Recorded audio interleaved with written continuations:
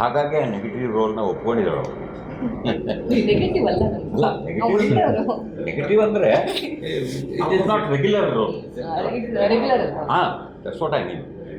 Regular ಹಾಂ, ಈ ಥರ ಒಂದು ಪಾತ್ರ ಸಿಗೋಕ್ಕೆ ನೀವು ಎಷ್ಟು ವರ್ಷ ಮಾಡಿದ್ರಿ ಆಸ್ ಅ ರಂಗಭೂಮಿ ಇರೋದಿಲ್ಲ? ನಾನು ಪೆಪ್ಪೆ ನಾನು 4ನೇ ಸಿನಿಮಾ ಮಾಡಿದ್ದು.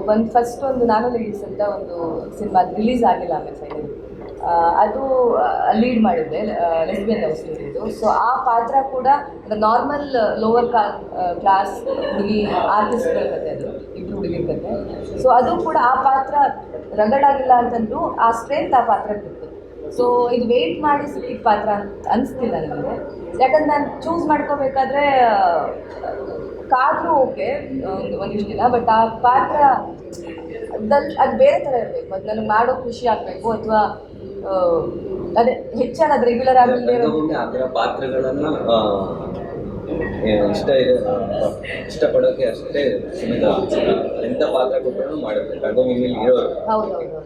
ಹೌದೌದು, ಅವ್ರನ್ನ ಎಕ್ಸ್ಪ್ಯಾಂಡ್ ಮಾಡ್ಕೋತಾರೆ ತುಂಬ ಜಾಸ್ತಿ.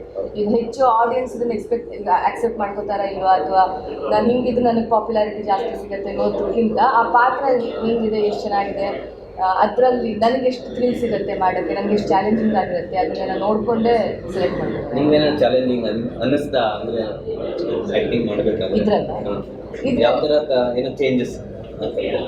ಇದರಲ್ಲಿ ಪ್ರತಿಯೊಂದು ಚಾಲೆಂಜಿಂಗ್ ಆಗೇ ಇತ್ತು. ಡೇ 1 ಸೆಕ್ಷನ್ದಲ್ಲೂ ಚಾಲೆಂಜಿಂಗ್ ಆಗೇ ಇತ್ತು. ಅವರು ಎಕ್ಸ್ಪ್ಲೇನ್ ನರೇಟ್ ಮಾಡಿದಾಗಂತೂ ದಕ್ಷ ಅವ್ರು ನರೇಟ್ ಮಾಡಿದ್ದು, ನಾನು ಫುಲ್ ಗೂಸ್ ಬಂಪ್ಸ್ ಬಂದುಬಿಡ್ತು. ನನ್ನ ಪಾತ್ರ ಕೇಳಿ ಒಂದು ಕತೆ ಕೇಳಿ ಅವ್ರು ಹೇಳಿದಾಗ ಈ ಪಾತ್ರ ನನಗೆ ಮಾಡಲೇಬೇಕು, ಇದಂದರೆ ಇದು ಜನಕ್ಕೆ ಹೇಳಬೇಕಾಗಿರೋಂಥ ಕತೆ, ಈ ಪಾತ್ರ ಜನಕ್ಕೆ ತಲುಪಬೇಕು ಅಂತ ಫಸ್ಟ್ ಥಾಟೇ ಅದು ಬಂದಿದ್ದಾಗಿತ್ತು.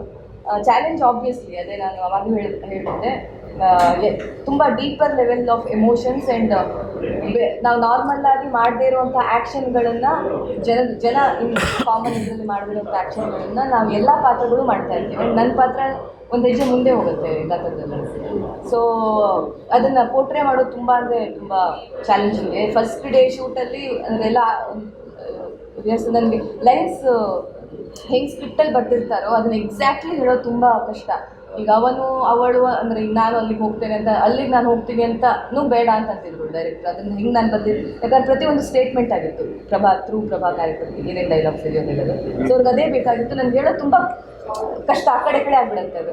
ಸೊ ಅಲ್ಲೇ ನನಗೆ ಸ್ವಲ್ಪ ಹಿಂಗೆ ಅಯ್ಯೋ ಏನು ಮಾಡ್ತೀನಿ ನಾನು, ಚೆನ್ನಾಗಿ ಮಾಡ್ತಿಲ್ವಾ ಅಂತ ಬರ್ತಿತ್ತು. ಇವನ್ ಫಸ್ಟ್ ಶಾರ್ಟ್ ಮುಗಿದ ತಕ್ಷಣ ಯಾಕೆ ಚಿಲ್ ಬಂದುಬಿಟ್ರಾ ನೀವು ಅಂತ ಏನೋ ಕೇಳಿಬಿಟ್ರು, ನನಗೆ ಬೇಜಾರಾಗ್ಬಿಟ್ಟಿತ್ತು. ಬಟ್ ಅದಾಗಿ ನೆಕ್ಸ್ಟ್ ಶಾರ್ಟಿಂದ ಅದು ನನಗೂ ಅರ್ಥ ಆಯಿತು ಅವ್ರಿಗೆ ಏನು ಬೇಕು, ನಾನು ಇದಕ್ಕೆ ಹೆಂಗೆ ಮಾಡಬೇಕು ಅನ್ನೋದ್ರ ಬಗ್ಗೆ.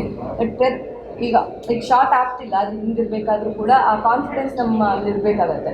ಅದೀಗ ಆ ಶೂಟಿಂಗ್ ಸೆಟ್ಟಲ್ಲಿ ಇರಬೇಕಾದ್ರೆ ಆ ಪಾತ್ರದ ಒಂದು ಎಮೋಷನ್ ನಾವು ಹರಟೆ ಹೊಡಿತಾ ಕೂತ್ಕೊಂಡಿದ್ರು ಅದು ಬಿಟ್ಟು ಹೋಗಿರಬಾರ್ದು. ಅವಾಗ ಮತ್ತೆ ಶಾರ್ಟ್ಗೆ ಹೋಗಿ ಮಾಡಬೇಕಾದ್ರೆ ಬರುತ್ತೆ. ಸೊ ಅದನ್ನು ಆ ಕಾನ್ಸಂಟ್ರೇಷನ್ ಫೋಕಸ್ನ ಕಾಪಾಡ್ಕೊಳ್ಳೋದು ಎಲ್ಲ ಆ್ಯಕ್ಟರ್ಗೂ ದೊಡ್ಡ ಚಾಲೆಂಜ್ ಆಗಿರುತ್ತೆ. ಎಲ್ಲ ಟೆಕ್ನಿಕಲ್ ಇರುತ್ತಲ್ಲ, ಅದ್ರ ಮಧ್ಯೆ ನಮ್ಮ ಫೋಕಸ್ ನಾವು ಇಟ್ಕೊಂಡು